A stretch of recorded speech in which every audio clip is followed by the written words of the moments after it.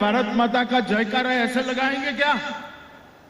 मेरे साथ दोनों हाथ उठाइए, अंत तक उठना चाहिए हाथ, और नॉर्थ ईस्ट के अंदर शांति के संकल्प की मुट्ठी बींचिए और प्रचंड आवाज से बोलिए, भारत माता की, भारत माता की, भारत माता की।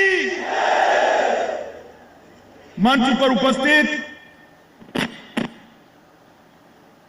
असम के लोकप्रिय मुख्यमंत्री, जिनके नेतृत्व में असम के अंदर शांति और विकास के एक नए युग की शुरुआत हुई है, ऐसे श्रीमान सर्बानंद सोनोवाल जी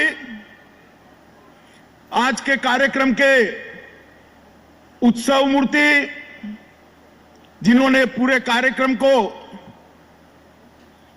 अपनी दृष्टि से रचना किया है, ऐसे असम के वित्त और स्वास्थ्य मंत्री भाई हेमंत बिस्वा शर्मा जी, केंद्रीय मंत्री परिषद में मेरे साथी श्री रामेश्वर तेली जी, असम गण परिषद के नेता और एग्रीकल्चर मिनिस्टर असम श्रीमान अतुल बोरा जी, श्री पीयूष हजारिका जी, श्री भावेश कलिता जी, श्री नबा जी, क्रीम ओझा जी, हमारे प्रदेश अध्यक्ष श्रीमान रंजीत दास जी, असम भारतीय जनता पार्टी के प्रभारी और भाजपा के राष्ट्रीय उपाध्यक्ष श्रीमान बैजयंत पांडा जी, और असम के चीफ सेक्रेटरी के नेतृत्व में बैठी हुई असम की पूरी प्रशासक टीम, और आज इस कार्यक्रम में इतनी विराट संख्या के अंदर आए हुए सभी भाइयों बहनों को मैं बार बार प्रणाम कर मेरी बात की शुरुआत करना चाहता हूं। मैं क्षमा प्रार्थी हूं कि आपको थोड़ी राह देखनी पड़ी। एक अन्य कार्यक्रम कश्मीर में प्रधानमंत्री जी सेहत कार्ड का वितरण कर रहे थे, उसके अंदर ऑनलाइन में जुड़ा था, इसलिए थोड़ी देर हो गई है, इसलिए आप सबसे मैं क्षमा प्रार्थी हूं। मित्रों, आज असम के अंदर लगभग 4-4.5 साल से जो विकास की एक यात्रा मोदी जी के नेतृत्व में और यहां सर्बानंद और हेमंत बिस्वा शर्मा की जोड़ी ने आगे चलाई है, इसका एक महत्वपूर्ण पड़ाव आज है। क्योंकि आज न केवल विकास, पूरे असम को एक करने के लिए, पूरे असम की जनता को जोड़ने के लिए, असम को भारत के साथ जोड़ने के लिए और असम को विश्व के अंदर गुरु शंकर देव के संदेश को पहुंचाने के लिए एक बहुत बड़ा कार्यक्रम आज यहां होने जा रहा है। मित्रों, प्रधानमंत्री नरेंद्र मोदी जी ने 2013 के चुनाव अभियान के अंदर कहा था कि जब तक पूर्वी भारत विकसित नहीं होता, भारत का विकास असंभव है। और सौभाग्य है कि 2014 में देश की जनता ने प्रधानमंत्री जी को इस देश का प्रधानमंत्री बनाया, और नरेंद्र मोदी जी को जो शब्द थे, मोदी जी ने उसको चरितार्थ किया है। आज पूरा पूर्वी भारत, नॉर्थ ईस्ट समेत, पूर्वोत्तर समेत देश के विकास का ग्रोथ इंजन बना हुआ है। जो पूर्वी भारत में, जो नॉर्थ ईस्ट से लेकर बंगाल, उड़ीसा, पटना तक कभी अलग अलग प्रकार के आंदोलन और हिंसा होती थी, अलग अलग ग्रुप हाथ में हथियार लिए हुए दिखाई पड़ते थे, आज वो सारे मुख्य धारा प्रवाह के साथ जुड़े हुए दिखते हैं। और सारे वो युवा जो कभी आंदोलन करते थे, वो असम के विकास के साथ जुड़कर असम को देश का ग्रोथ इंजन बनाने के लिए अहर्निश दिन रात काम कर रहे हैं। मैं मानता हूं कि एक बहुत बड़ा परिवर्तन की शुरुआत नरेंद्र मोदी जी के नेतृत्व में हुई और भाई सर्बानंद सोनोवाल और हेमंत विश्व शर्मा की जोड़ी ने इस शुरुआत को गति देने का काम किया है। मगर आज का कार्यक्रम एक अलग प्रकार का कार्यक्रम है। मित्रों, यह भूमि महान परंपरा की भूमि है। यहां का संगीत, संस्कृति, साहित्य अनेक प्रकार से अपना वैशिष्ट्य रखता है। आसाम की संस्कृति सिर्फ आसाम की संस्कृति नहीं है, पूरे भारत की संस्कृति का गहना है। आसाम की संस्कृति पूरे भारत की संस्कृति का गहना है और आसाम की भाषा, साहित्य, नाट्य रचनाएं, कविता, भक्ति संगीत और संस्कृति के आद्य पुरुष कोई है तो महापुरुष श्रीमंत शंकरदेव है। श्रीमंत शंकरदेव ने पूरा जीवन आसाम को भक्ति के मार्ग पर ले जाने के लिए लगाया। आसाम के साहित्य की रचना कर कर आसाम के साहित्य और संगीत को एक नई ऊंचाई तक पहुंचाया। पूरे देश में इसको परिचय कराया और पूरे देश के अंदर आसाम के साहित्य और संस्कृति की स्वीकृति भी लाए।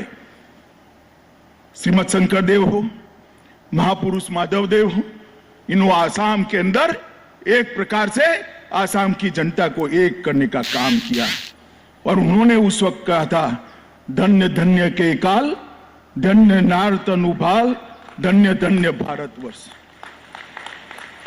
इसका मतलब है मैं भाग्यशाली हूं कि मैं कली काल में पैदा होने के बावजूद भारतवर्ष में पैदा हुआ हूं, इसलिए मैं भाग्यशाली हूं। और यह संदेश, आसाम के महापुरुष शंकरदेव का संदेश, गुरु शंकरदेव का संदेश पूरे भारतवर्ष के अंदर फैला और भारतवर्ष के अंदर एक प्रकार के भक्ति आंदोलन की शुरुआत की। मित्रों, आज मुझे बहुत हर्ष है। बरदोआ थान जो शंकरदेव का जन्मस्थान है, श्रीमंत शंकरदेव के जन्मस्थान भद्रवा को इतने सालों तक शंकरदेव की स्मृति में एक महान पहचान देने की जरूरियात थी। जो 15वीं सदी में उन्होंने काम किया, जो योगदान दिया आसाम के साहित्य को, आसाम की संस्कृति को, आसाम के धार्मिक विचार को, आसाम के इतिहास को और नाट्य लेखन, कविताएं, भक्ति संगीत, ये सब आयामों में जिन्हें आसाम को एक परिचय दिया, उसके जन्म स्थान की इतने सालों तक शासन करने वाले एक कांग्रेसी मित्रों ने कभी चिंता नहीं की थी। परंतु भारतीय जनता पार्टी हर राज्य के अंदर जो राज्य की पहचान है, संस्कृति है, भाषा है, कला है, इसको बल देने में मानती है, क्योंकि हम मानते हैं जब तक राज्यों की संस्कृति और भाषाएं मजबूत नहीं होती, भारत कभी भी महान नहीं हो सकता। आसामी साहित्य के बगैर, आसामी कला के बगैर भारत का साहित्य और कला अधूरा है। और आज मुझे आज बहुत बड़ा आनंद है कि श्रीमंत शंकरदेव का जो जन्मस्थान था वो घुसपैठियों ने कब्जाया हुआ था, उसको खाली कर आज शंकरदेव की महान स्मृति को चिरकाल तक स्थायी करने का काम हेमंत विश्व शर्मा और हमारे मुख्यमंत्री जी करने जा रहे हैं।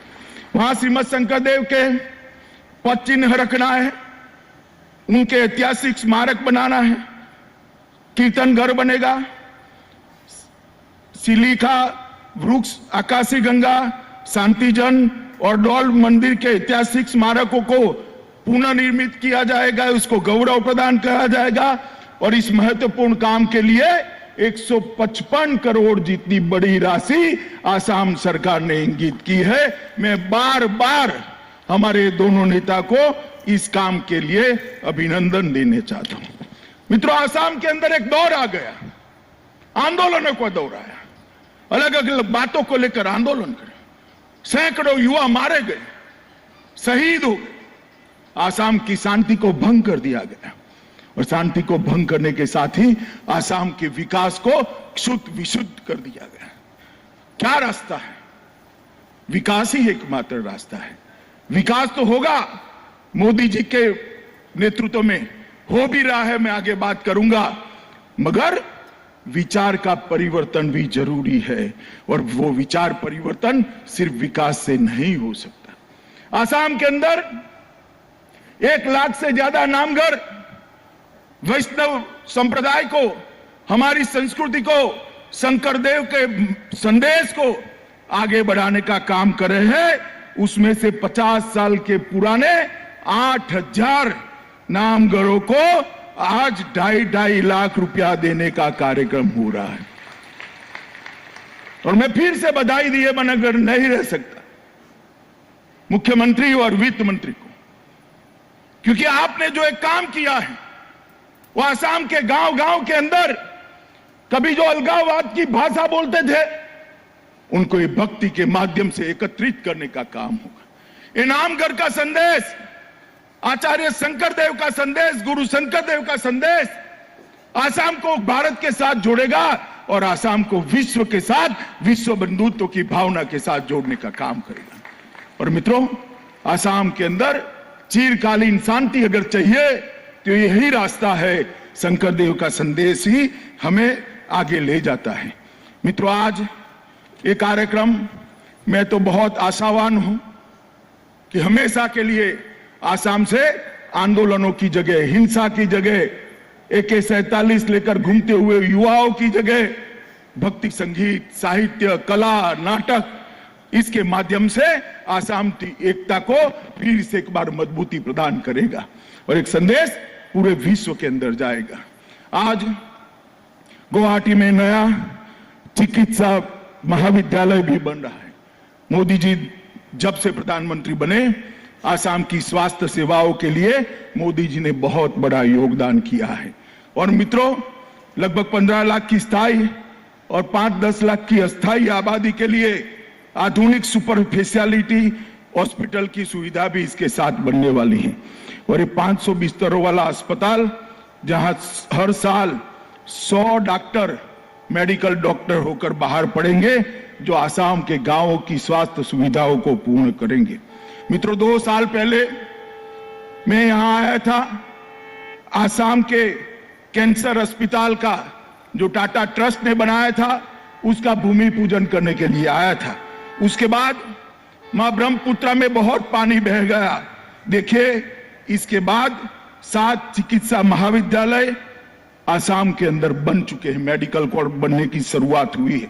इसके अलावे लखीमपुर, नौगांव, धुबरी, कोकराखार, तिनसुकिया और नलबाड़ी में 6 चिकित्सा महाविद्यालय और स्थापित करने की बात है, जो आसाम के युवाओं को एक मौका देंगे आसाम और देश भर के गरीब पेशेंट की सेवा करने का, अपने जीवन को आगे बढ़ाने का, अपने जीवन को, मार्ग को विकास के रास्ते पर प्रशस्त करने का। मैं आज